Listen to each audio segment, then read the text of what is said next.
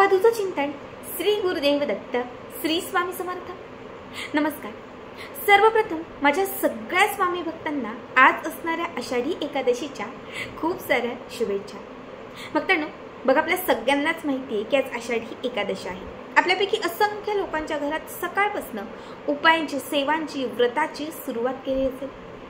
आपल्यापैकी अगदी 99% लोकांनी आज व्रत धरलं असेल, कारण आजचा दिवस हा व्रत धारण करण्यासाठी, उपासना करण्यासाठी आणि भगवान श्री हरी विष्णूंना प्रसन्न करण्यासाठी। बघा आजचा दिवस खूप महत्त्वाचा आहे। आज या व्हिडिओमध्ये मी तुम्हाला याच आषाढी एकादशीचं जे आपण व्रत धरलेलं आहे ते कसं सोडावं, या व्रतात आपण कुठल्या पदार्थांचं सेवन करावं तर कुठले पदार्थ टाळावे, याबद्दल अत्यंत अचूक माहिती सांगणार आहे।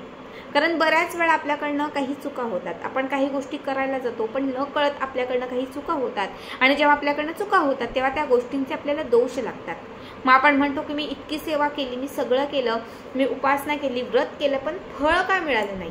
एक जरी चुकी झाली तर त्याचं पूर्ण फळ तुम्हाला मिळत नाही। आणि जेव्हा जेव्हा आपण काही महत्त्वाचे उपवास करतो, व्रत करतो, तर आपल्याला माहिती नसल्यामुळे बऱ्याच वेळा आपल्याकडनं त्यातून चुका होतात। मग सगळ्यात महत्त्वाची गोष्ट म्हणजे आषाढी एकादशी किंवा कुठल्याही एकादशीचा जो उपवास आहे हा आपण दिवसभर करतो आणि तो दुसऱ्या दिवशी सोडतो। म्हणजे सकाळी सुरू झालेलं जे व्रत आहे हे आपण दुसऱ्या दिवशी सकाळी एक 6-7 नंतर कुठल्याही वेळात आपण ते सोडत असतो। आज एकादशी आहे, त्यामुळे आज जर तुम्ही व्रत धरलेलं असेल तर आत्ता व्रत धरलंय, संध्याकाळी मी सोडलं तर चालेल का, मी रात्री जेवू का, अजिबात नाही। तुम्ही इतकं श्रद्धेने मनापासून केलेलं आहे तर त्याचं पूर्ण फळ मिळवा। त्यासाठी आज सकाळपासून धरलेलं जे व्रत आहे ते उद्याच्या दिवशी, दुसऱ्या दिवशी सकाळी सोडा। दुसऱ्या दिवशी जेव्हा हे व्रत सोडाल तेव्हा सगळ्यात पहिले काय करायचं, छान नैवेद्य बनवायचं। पंचपक्वानाचा नैवेद्य, काहीतरी गोड नैवेद्य बनवायचा आहे। आणि तुम्हाला सगळ्यात पहिले हा नैवेद्य आपल्या देवघरात विठू माऊलींची मूर्ती किंवा भगवान श्री हरी विष्णूंची मूर्ती, फोटो असेल तर त्यांच्या समोर हा नैवेद्य अर्पण करायचा आहे। त्यांना हा नैवेद्य अर्पण केल्यानंतरच तुम्हाला तुमचा उपवास सोडायचा आहे। जे नैवेद्य तुम्ही बनवाल त्याच्यामध्ये तुम्ही कुठलीही भाजी बनवू शकता।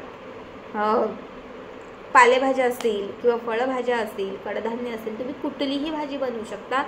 फक्त लक्षात ठेवा, ती भाजी बनवत असताना, नैवेद्य करत असताना चुकूनही त्याच्यामध्ये तामसी पदार्थ टाकायचे नाही। तामसी पदार्थ म्हणजे काय तर कांदा आणि लसूण, या दोनही गोष्टी नैवेद्यांच्या पदार्थात टाकायच्या नाही। शिवाय जे तुम्ही नैवेद्य बनवणार आहात ते खूप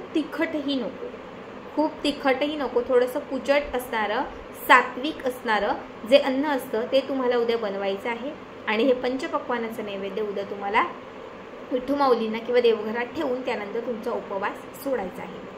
आता ज्यांनी आज व्रत धरलेलं आहे त्यांनी कुठल्या गोष्टी खायच्या आहेत तर सगळ्यात पहिली गोष्ट मी तुम्हाला सांगेल की तुम्ही कंदमुळे खाऊ शकता, ज्यामध्ये रताळे असतील, करांदे असतील, कोणी असतील, छोटी छोटी अळू असते बघा जी उकडून आपण खातो, बटाटे असतील, तर तुम्ही हे खाऊ शकता।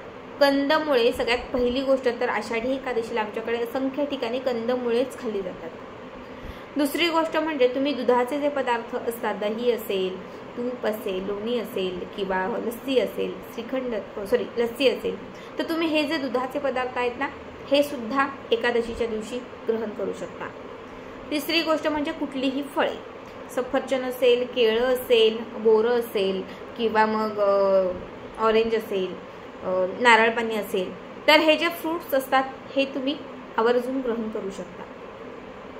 आता कुठल्या गोष्टी आपल्याला टाळायच्या आहेत। बरीच लोक काय करतात, आज माझ्या घरात उपवास आहे तरी पण मुद्दामून दुसऱ्याच्या घरात जाणार, काय केलं हे विचारणार, तिथे बसून राहणार आणि तिने जे केलेलं असेल तर ते ग्रहण करणार। व्रत तुमचं आहे, उपवास तुम्ही धरलेला आहे आणि जर त्या व्रताचं पूर्ण तुम्हाला फळ हवं असेल, पुण्य हवं असेल तर लक्षात ठेवा तो उपवास तुम्हाला तुमच्याच घरात राहून करायचा आहे। जे खायचं आहे ते सुद्धा तुम्हाला तिथेच खायचं आहे। केलेलं व्रत तुम्ही दुसऱ्याच्या घरात जाऊन सोडलं किंवा उपवास केला पण दुसऱ्याच्या दारात जाऊन तुम्ही काहीतरी खाल्लं, दुसऱ्याने दिलेलं तुम्ही काहीतरी ग्रहण केलं तर तुमच्या व्रताचं जे अर्ध पुण्य आहे किंवा त्याचं जे फळ आहे ते अर्ध फळ त्याला जातं। म्हणून बघा शास्त्रात सांगितलेलं आहे की जेव्हा व्रत धरतो तेव्हा पर अन्न ग्रहण करू नये। त्यामुळे ही चूक सुद्धा टाळा. कुणीतरी काहीतरी दिलंय तुम्हाला खायला, एरवी तुम्ही खाऊ शकता, पण आज जर तुम्ही व्रत धरलेलं असेल, उपवास तुम्ही केलेला असेल, तर चुकूनही दुसऱ्यांच्या घरचं जे काही अन्न असेल, भले ते उपवासाचेच पदार्थ असेल किंवा अजून काय, ते खायचं नाही. दुसरी गोष्ट म्हणजे मांसाहार. आता ही गोष्ट सांगायला नको, कारण प्रत्येकाला माहिती आहे की आपण उपवासात, व्रतात किंवा पवित्र दिवशी कधीच मांसाहाराला स्पर्शही करत नाही, त्यामुळे ते खूपच लांब राहिलं. तिसरी जी गोष्ट आहे ती म्हणजे या दिवशी, उपवासाच्या दिवशी कुणाचंही उष्टनिष्ट खायचं नाही. तुमचीच आई आहे, तुमचीच सासू आहे, तुमचीच मुलगी आहे, तिने अर्ध खाल्लं आणि तुम्हाला अर्ध खायला लावलंय, लक्षात ठेवा, ते अर्ध फेकून द्या. वाया गेलं तरी चालेल, फुकट गेलं तरी चालेल, पण तिच्या किंवा त्याच्या उष्ट, मग ते उपवासाचंच काहीही असेल तरीही ते तुम्हाला ग्रहण करायचं नाही. याने तुमचा उपवास, तुमचं व्रत जे आहे ते कायमचं सुटलं जातं आणि त्याचं जे फळ आहे ते फळ तुम्हाला शून्य प्राप्त होतं. तिसरी गोष्ट म्हणजे जेव्हा तुम्ही उपवास धरता तेव्हा खूप तेलकट किंवा खूप जास्त तिखट असंही तुम्हाला काही खायचं नाही. आज आषाढी एकादशी आहे आणि या एकादशीच्या दिवशी दान धर्माला खूप जास्त पुण्य आहे. तुम्हाला जर मंदिरात जाणं शक्य असेल, आजूबाजूला कुठेही मंदिर असेल, कुठलंही आणि मंदिर असेल, तर तिथे थोडंफार काहीतरी दान करा. पिवळ्या रंगाच्या वस्तूंना किंवा पिवळ्या रंगाच्या गोष्टींना आज दान करण्याला विशेष महत्त्व आहे. तसेच जे मुख्य प्राणी असतात, म्हणजे गोमाता असेल, कुत्री असेल, पशुपक्षी असतील, तर लक्षात ठेवा, या एकादशीला ना मुक्या प्राण्यांना काहीतरी खाऊ घालण्याला सुद्धा विशेष महत्त्व असतं. त्यामुळे जर आजूबाजूला कुठेही तुमच्या मुकी प्राणी असतील, गोमाता असेल, तर त्यांना तुम्ही काहीतरी गोडाधोडाचं जे आहे ना ते खाऊ घाला. याने तुम्हाला तुमच्या व्रताचं जे फळ आहे ना ते दुपटीने मिळेल आणि त्यातून तुम्ही जे काही मागाल ना ते तुम्हाला सहज मिळेल. बघा, खूप साध्या सोप्या गोष्टी आहेत, ह्या गोष्टी नक्की पाळा. आजच्या दिवशी घरामध्ये शांतता ठेवा, घरामध्ये कलह करू नका, घरातील वातावरण पवित्र ठेवा, छान उदबत्ती लावून ठेवा, सुगंध ठेवा, धूप दीप लावा, कारण आजच्या दिवशी साक्षात आपण जर सेवा केली, प्रार्थना केली, तर भगवान श्री हरी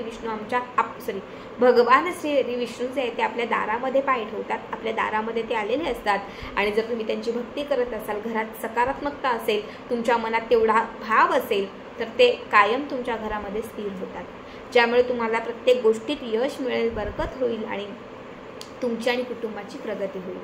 खूप साध्या सोप्या गोष्टी सांगितल्यात, नक्की करा आणि याचा व्हिडिओ कसा वाटला कमेंट करा. श्री स्वामी समर्थ. जय जय स्वामी समर्थ.